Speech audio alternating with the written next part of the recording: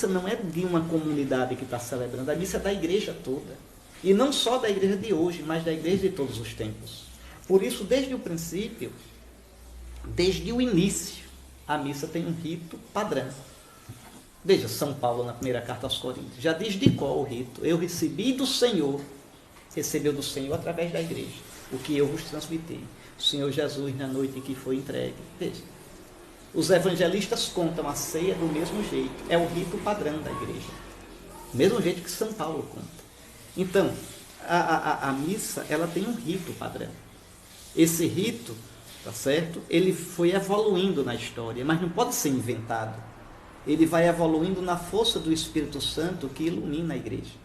E como a Eucaristia é o único sacrifício de Cristo, e comungando da Eucaristia, os cristãos se tornam um só em Cristo, a Eucaristia também é o sacramento da unidade da igreja.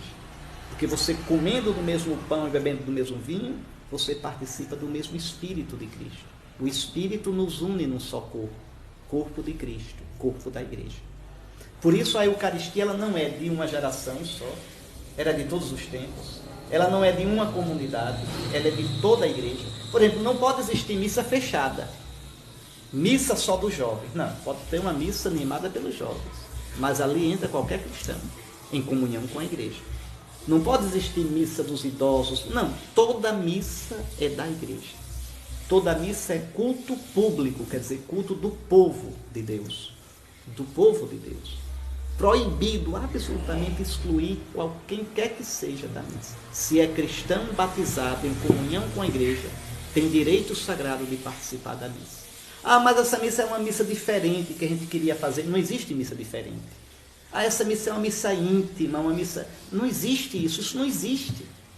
Quer fazer isso? Faça um momento lá de adoração depois, tá certo? Um momento lá de partilha, mas a liturgia não.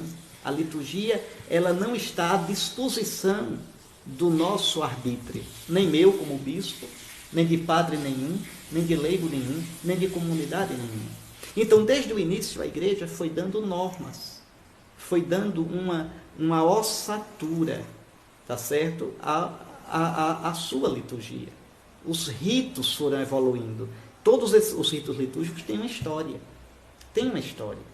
Por isso é importante ter uma noção de liturgia, tá certo? Olhar o que são os cânticos litúrgicos.